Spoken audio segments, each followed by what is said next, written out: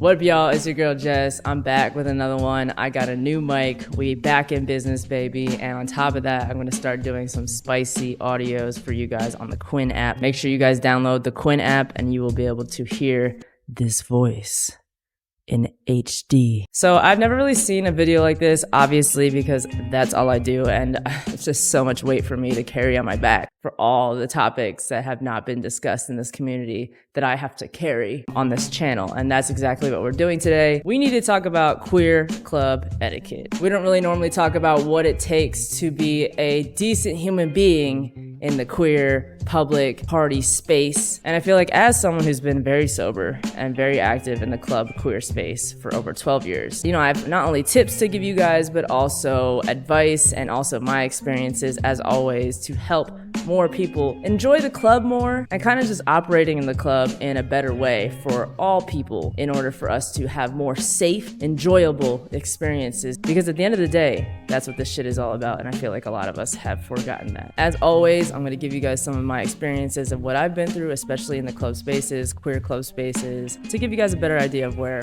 I'm coming from. It all started when Jkiillem was but a wee tiny teen back in my younger days, and I snuck into clubs when I was 18. I was going out all the time. I really just wanted to be out the house, outside, because I was just a little kid from Jersey, and I really just wanted to have more of a life, you know, because especially when you're in a small town, that feels so much better than being in the house and just having no experience. And I didn't know who I was. And I say this in all my videos, the more experience you have, the more you will find out who you really are. So that's what I did. Me and a bunch of my high school friends would go out, especially to Philly. We would go to different clubs. After I graduated high school, I moved to California. Then I went to college, and of course you do all the clubs. And in LA at the time, it was a different scene.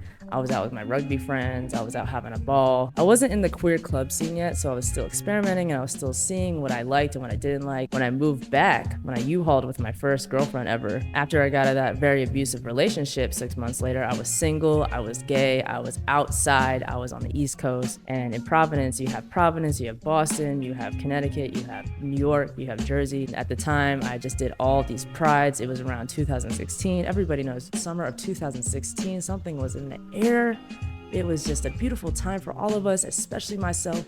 I went out almost every single fucking weekend. I started to make more and more queer friends, and I started to really be involved. What I was noticing is that, one, queer clubs are very, very heavily influenced by men, still, gay men especially. And gay men take up, I want to say, 80% of the queer club scenes, which is something we'll dive into in a minute, but that's just something that really grinds my gears. What I also noticed is that every city had like their gay areas and like just limited areas to party and to go out. If you did start to go very often, you started to get to know more people, and the more people you started to get to know, or relationships or friends you started to make, the more dramatic things start to get. After being single for a while, I got into another relationship, and during this relationship, I still wanted to go out, and she at the time was down for it, but she was a little bit older, you know, just not really interested in going out every fucking weekend like I was. And I just didn't know why I had to be outside all the time. Kept going to one of my favorite gay clubs in Providence, Rhode Island, called Club Ego. Even to this day, still, I think Ego has, Twerk Fridays had mainly women, and it was just a lot of ass, and it was a lot of fun. And it's not that big of a club, and it's not that big of a city. Literally, if you go from the bottom to the top of Providence, it's only about 10 minutes. It's small as hell, but there's a lot of gays out there. I just had something in my gut telling me, you need to go, you need to experience this a lot, you need to get used to this life, and you need to study things. So when I was going out, either if it was gay or straight, wherever it was, I was studying. I was looking at how things are run, who security is, how that works, who's promoting, what is a promoter, why do sections look like this, how do things operate? Because when you're still like young and getting into this, you don't really understand things. And club culture is a very big thing for a lot of people, and people who aren't in the club scene don't even understand what I'm talking about, especially people in this scene, especially celebrities, especially influencers and shit. It starts to be a status thing. So after all this time of being in the club, being outside, all the way from, I want to say 2011, I've been to just too many clubs that I can name, and it just kept growing. I thought I was going to slow down as I got older. Sadly mistaken. I just kept getting into it more. Moving back to LA, I went straight to Crave, which was like one of the bigger women's festivals in Palm Springs, right next to Dinah Shore, but it was like the urban version, and it was just a fucking ball. Everybody I know to this day was at that last one that they ever did, and I'm so glad that I went, and I moved 5 days before that just to go to that, just because I knew I was gonna meet very important people there. Building my clientele and my brand with videography, photography, and stuff like that, I just started to meet all these club promoters who needed videos because I started working with Taste, and then it just exploded from there. Taste is one of the only companies that has kept me around since I started. We've been consistent with each other, and it's been a beautiful fucking experience. If you don't know what Taste is a women-only run event for women to have a safe space, to turn up, to have a beautiful fucking time, to just throw ass, feel safe about doing it, wear whatever you want, and have great fucking music, great fucking DJs. Just a really amazing time, and we are just so underrated.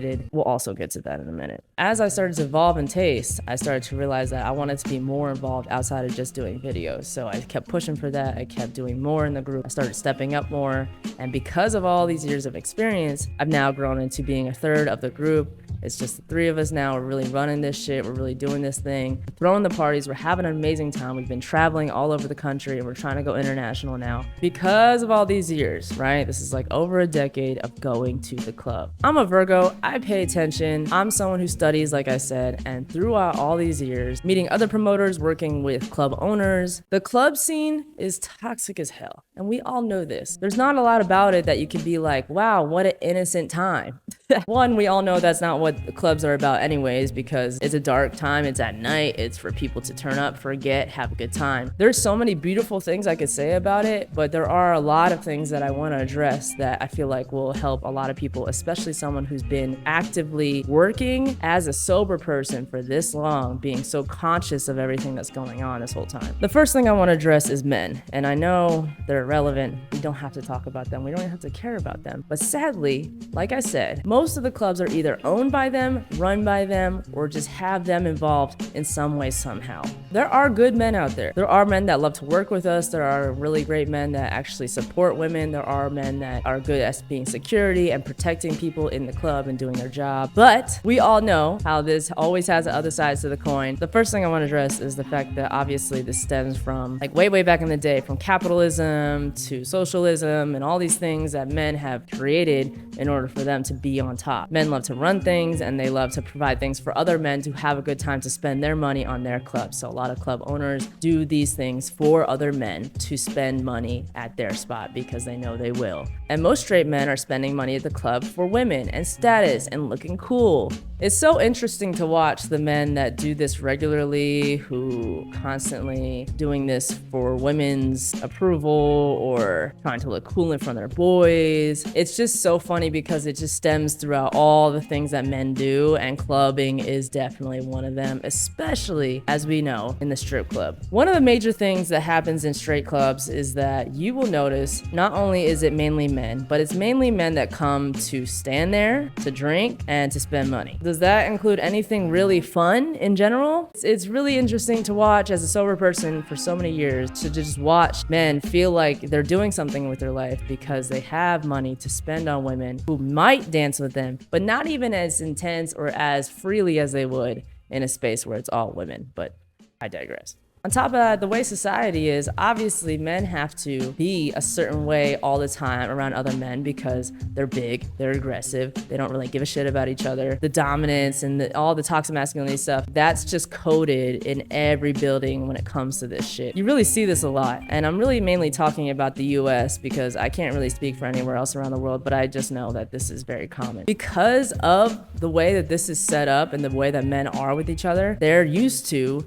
men being drunk, bumping all over each other, falling, hitting, smacking, whatever, just being big body people and not really having to be conscious or careful about how they move, or, you know, just being a decent human being, knowing how big you motherfuckers are. They don't really think about their awareness or being responsible for who they are, how big they can be physically, how they are mentally, any of those things when they are in different spaces, especially queer spaces. And gay men, you're not exempt from this either, okay? You guys have the same situation in your spaces as well. Not only is it mainly men, and it's just like even more body and more people, you guys might be a little bit more polite, a little bit more aware, but I say this nicely and respectfully. Gay men are very selfish half the time, and a lot of y'all don't really give a fuck, especially when it comes to drinking and being drunk. You just don't really care. As a woman trying to enjoy a queer space when it's mainly y'all, I still feel almost, if not as claustrophobic and irritated in these spaces physically and mentally, just because of how y'all are. And that is another reason why we've created women-only events, because of stuff like this. Women are always going to be smaller body people, just more polite in general, because we have to be in society. We always have to be more aware. If I run into somebody, I'm always like, I'm sorry, like tapping you. That's literally how women are conditioned. We're conditioned to always be polite, be aware, because we have to be. And women in straight spaces, me studying that is so funny to me. I was literally just at the club last night watching this shit. Straight women love to just get into a section to just sit and to just like show everybody how much fun they're having when they're just sitting and maybe like doing a little 1-2 or, you know, taking another shot and getting free alcohol and stuff. They have to entertain the men in the section to stay there. Be uncomfortable. They have to sit down because they're wearing the heels to impress these other. It's just such an interesting concept is what I'm saying. All of this stuff is very, very interesting to study. And it's so interesting to watch what straight women will do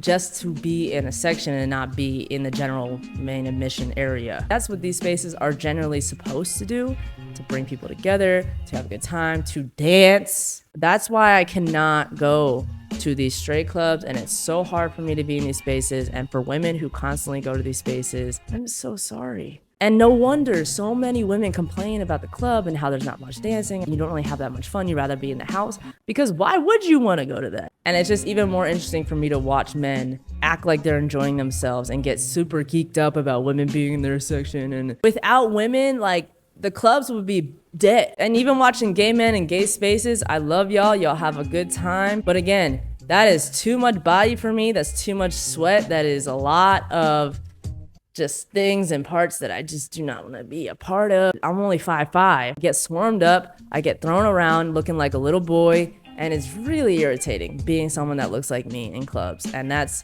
what I'm also getting at here. Because of the privilege that men have in club spaces and stuff like that, it's like y'all literally don't have to be aware like someone like me would. It's like men are prioritizing these spaces because this is how it was formed. I had to say a lot about straight clubs just to get into the queer stuff, because as we all know, men don't like to mind their business and stay in their lane. They have to invade spaces and queer safe spaces just because. And I said all this to bring awareness to the fact that knowing that you guys have 95% of the clubs in the entire world and you decide to invade queer women's spaces because you can is astounding to me. And then being someone that has been running queer women only spaces for this amount of time, watching men try to invade these spaces willingly knowing what they're doing. Oh, that's my homegirl, which I don't endorse that either. If you are a straight woman, if you are a queer woman, whatever, and you're coming to women only spaces trying to bring a man in,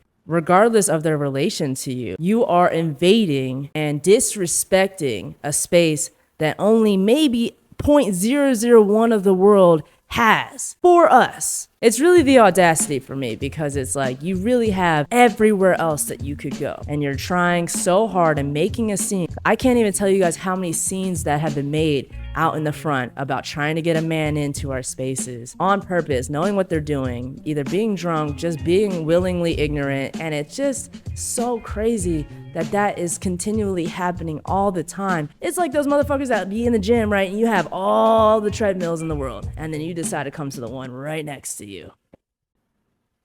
That one don't work over there? Like, just being aware and being respectful in knowing that you are a big body person, you have a lot of privileges in this world, and you're willingly deciding to try to invade and disrespect a space that is not made for you. And what's crazy is the male presenting people that have gotten into our events don't get disrespected. They don't get thrown around. They don't really get anything that would make them feel uncomfortable like a woman would, like someone like me would trying to go to a straight space or any other space in this world. For people like me who want to feel safe, who don't want to feel thrown around and feel disrespected and want to feel like I can dress and be whoever I want and not being discriminated over here or being pushed into the men's room over here, you guys don't have to worry about any of that shit, even if you were to get into these spaces. We're gonna get into the inclusiveness of queer spaces. Now, queer spaces in general are broad. They're made for all queer people, mainly, usually, most of the time, which means anybody can come. They're all over the world. You can find so many queer spaces in so many different cities, and every city has their own cliques, their own ways of doing things, their own status at these bars. One thing everybody knows worldwide is that queers love to not only turn up and have a good time, but love to drink. I don't know if that's because of our trauma of coming out or discovering our identities or just not being accepted in society and just dealing with all the bullshit that we always deal with and depression and anxiety. I'm not bashing anybody in this video when it comes to alcohol. Being someone who has been sober, like I've said, you have to deal with the repercussions of people who do drink constantly, all the time in these spaces. And one of the hardest things about that is that no matter what happens, if you're a drunk person that does some fucked up shit, not only do most of y'all get to forget about what happened and what you did, and not really have to take accountability for that. But people like me that had to deal with those behaviors have to remember that and deal with that for the rest of our lives. I've noticed being in the space and being more cliquey, especially in LA, and we know a lot of our guests, we know a lot of the places. Being this person for so long, it's interesting to watch people who do fuck up and do these fucked up things around you who used to be friends or people that were close to you or people that you would consider your peers and stuff like that start to disappear after a while because they knowingly don't know how to make up for the fact that they did shit to you, knowing what they did or realizing what they did later or getting addressed for what they did. As much as we want to blame alcohol for our behaviors, not only are you carrying the energy that you have created in these situations that was either toxic or abusive or just straight up rude or aggressive, you don't necessarily have to carry those memories or those actions with you for the rest of your life. But the people that you did affect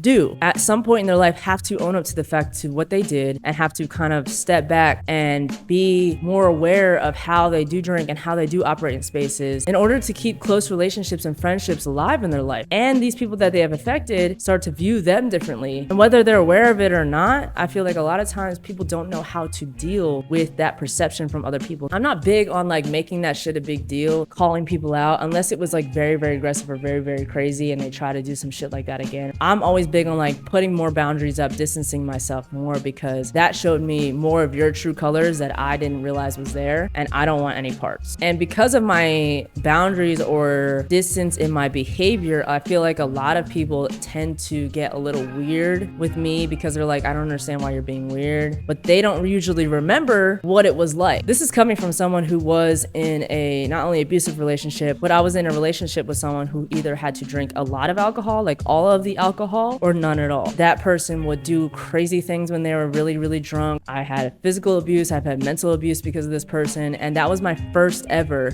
lesbian relationship. And a lot of us go through this shit. And I feel for a lot of y'all who do experience shit like this because not only have I been there, but I continually have to deal with this shit my entire career life going forward from that point, which was almost 10 years ago. And regardless of the scale of like crazy abusive to just very subtle, it can still trigger people like me or make me feel like I still can't really let go of these people's actions. So tying this into club etiquette, knowing that you like to drink, knowing that you can be a crazy person, you can get aggressive, you could start to dance extra, you could just be very extra person, you're extroverted. I really, really want to drill into your guys' heads that there are people around you that aren't like you in that moment. There are people around you that are working, there are people around you that are sober, there are people around you that will never forget what you're saying to them, how you're acting. And if that's the first time they're meeting you, that's their first impression of you. It's just difficult to be on the other end trying to be on the page of like, well, you were drunk, it's okay. It's really hard to be that person all the time, especially when it comes to fighting and being physically abusive within the spaces. Try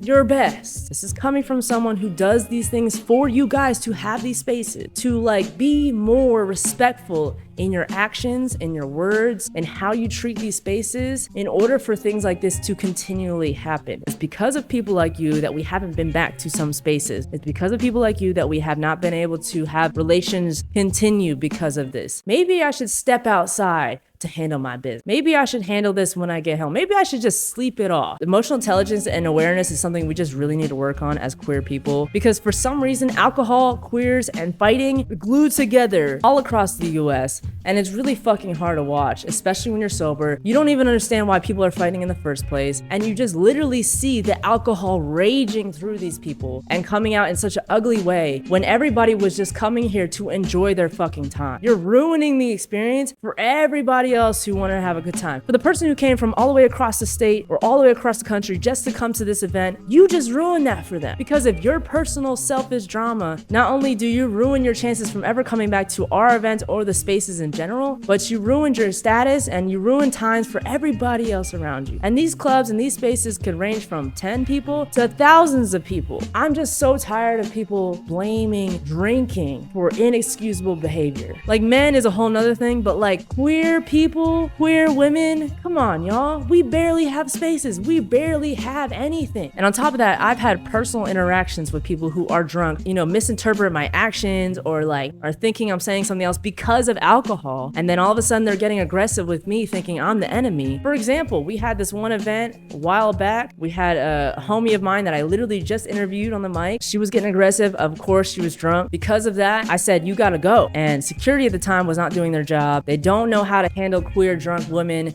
which is so annoying, because I know in any other space these security guards would just drag these people out, but for some reason they feel like they can just like spread them out or tell them to stop when I'm looking at them dead in the face and being like, take them out. And they're not doing their job. So I'm looking at this girl straight in her face like, you need to go. And because of my tone, because of me saying that, it's like, oh, we're not cool, bro. It got so aggressive because of the alcohol and her aggression that she started yelling at me. Security finally got her out, and I couldn't leave the venue until everybody was out. We had a car ready for us because they were waiting outside in a car with a gang with them, with guns and everything, waiting to do some shit. Because I said you had to go? This is what I'm talking about. It's nothing crazy. Club protocol, doing our job. 9 times out of 10, those same people will come back later in life and be like, yo, what's up? And I had to do that so many times because it's like, y'all don't treat your actions being drunk as something serious. But for me, it's like, that was very serious in that moment. You were threatening my life. If you're coming knowing you have a bad attitude, you're willingly aggressive and stuff like that when you do drink, do you really think that you should come to a safe space and disrespect that shit just because that's who you are? On behalf of people like me,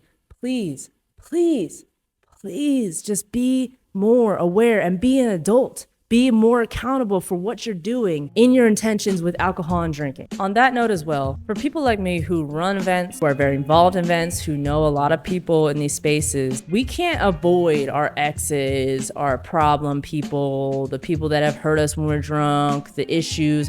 We can't avoid that shit. A lot of people try to either run away from it or cause a scene within it as a guest, blow shit out of proportion, or make it a bigger deal than it has to be. Do you know how many times I've seen this shit happen? You could leave. You know what I mean? Like, you could go. For the people that have to work, we have to deal with this, and we're dealing with this shit on a way larger scale that doesn't even get acknowledged. And you're over here complaining about something that you could willingly go and leave and go to another space and do. And bringing that negative energy, that ugly energy, the dark energy, the boring energy, that's not what we want either. And that is disrespectful, again, to these queer safe spaces. When you're walking into these queer spaces, it's so important to know what you are signing up for. Oh my God, I should win a medal for the strength that I've had to deal with the shit that I've had to deal with. As much as I empathize for you guys, you can go. I can't. Branching off of that, if you are dealing with employees of a queer space, promoters, bartenders, security, anybody that is helping this space be what it is, not only should you be respectful, but you should be mindful and you should be helpful by not coming empty-handed. So don't be going to the bars not tipping people,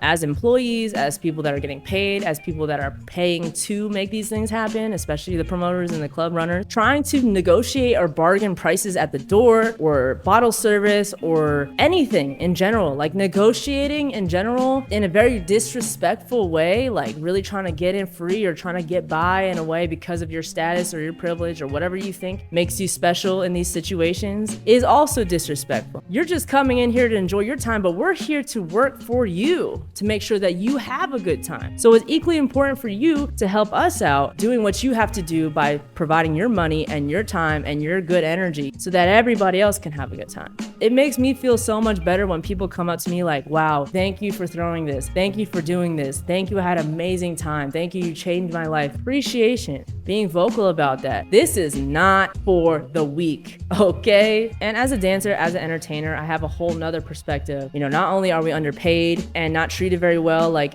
dancers' spaces in clubs, like club owners do not provide really good spaces for entertainment. Out of all the clubs that I performed at, I can count on my one hand how many spaces I've been to that have a decent dressing room or space for us to get dressed and feel comfortable. I used to work at the Abbey in West Hollywood, and you would have to get dressed in a little storage closet that could fit maybe 5 people. Barely had any air in there, had bugs and shit, you couldn't put your bags on the floor, had no water for us ever, would sometimes make us pay for water even though we are dancers performing. And then on top of that, would barely get paid and barely get any tips. Dancers and entertainers are so undervalued and underappreciated, and we do so much for these spaces to elevate the experience and really physically push ourselves in times where we have to put our stuff behind us to make this shit happen as well. And nobody thinks about us when it comes to shit like this. So the least you could do as someone who is watching, especially if you're enjoying it, to tip, to throw money, to Venmo, to come up, be like, hey, what's your Cash App? We appreciate that shit so much. And we are willing to do a lot more things if you are willing to spend your money, you know what I'm saying? So like your appreciation, your comments, your money is like so worth it. That's why I always try to support our other queer dancers that I see, you know, have not only great relations with them, but to spend money on them, and vendors. Like a lot of our events and people that we have vendors, queer business owners, small business owners, queer food vendors and stuff like that. Like we are all trying to make it. So if we all spend the money for each other and be more inclusive with what we're spending our money on, that shit will make everything 10 times better. And that's what I'm really pushing in this video, is like, there's so many things that we need to point out here that are fucked up, and we're really like losing our sense of privilege of like people not some 20, 30 years ago had to fight for this shit, had to risk their lives for this shit, have had clubs burned down and police tear up and take away our spaces. Like this is something we've built, and this is so important for us to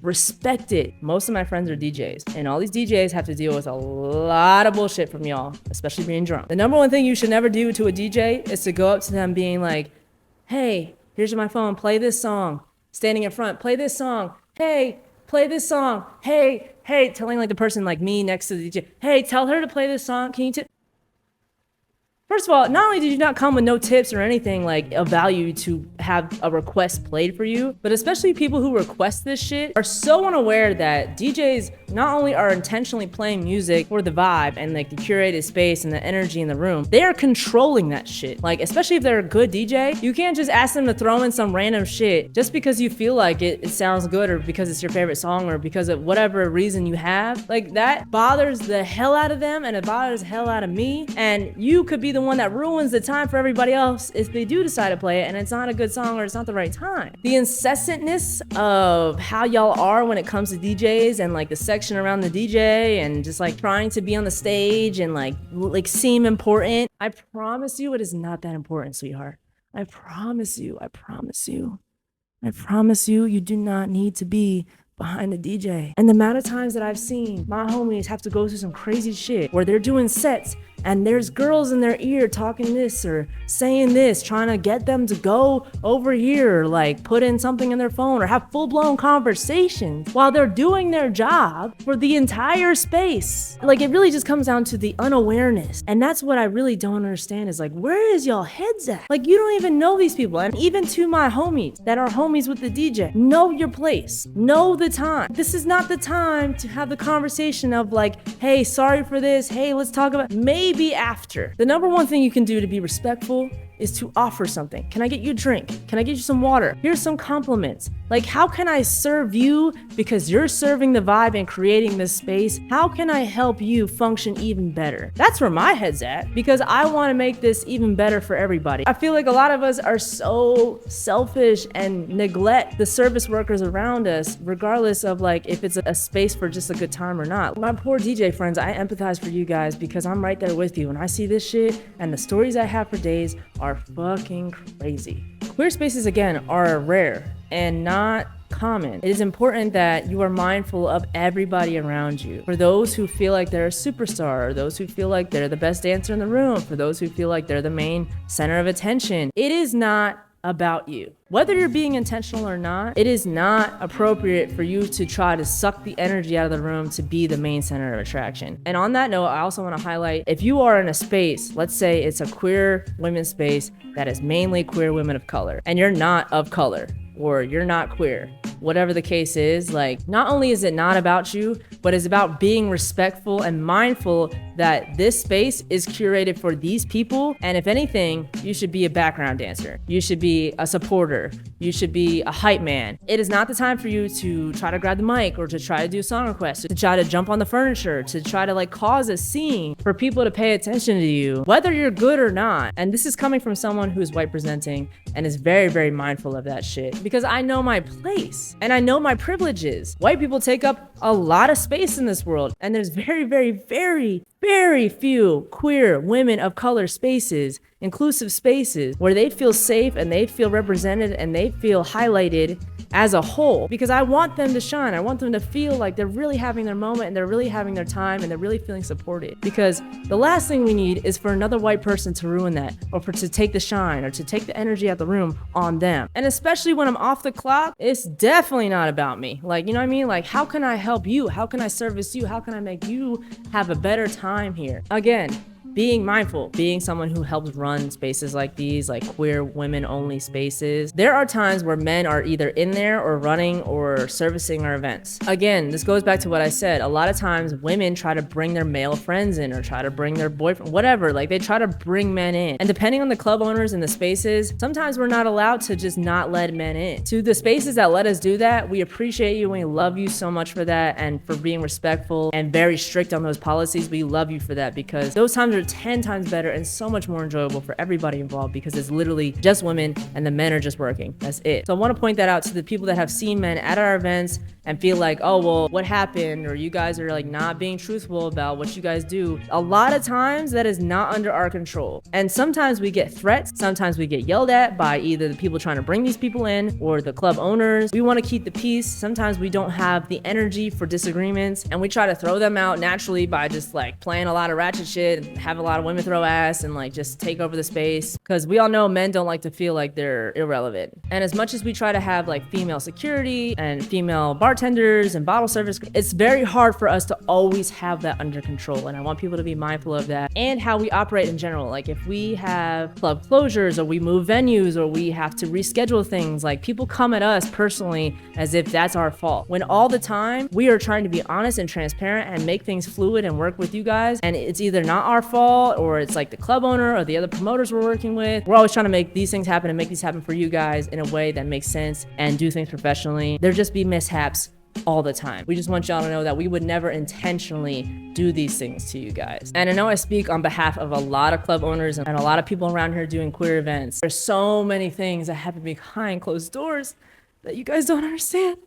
And we're just trying to do a simple event and throw things for you guys. And I say all that to say, it's so important as queer people to be mindful. It is not easy for people to work in entertainment because a lot of people are coming from their work to not work, but there's people that are there to work. Like, imagine if I came to your job where you work in an office 9 to 5 and I'm over there turning up drunk as fuck in your face, ignorant. Like, that's literally what's happening to us. And just being more helpful, being more mindful as a queer person, knowing our privileges, know how far we've come as a society to be able to have queer women only events. That is not normal or common, okay? So if you are able to go to these spaces, if you're able to go to any queer space at all, just be respectful. Take your private business leave it at the door. If it does get dramatic, get it out the door so that it doesn't affect things in the future and it doesn't affect the mental health of others and ruin experiences for people who are coming out of their way to have a good time. On behalf of someone who loves what they do and wants to continue to do more of it, my job will be so much easier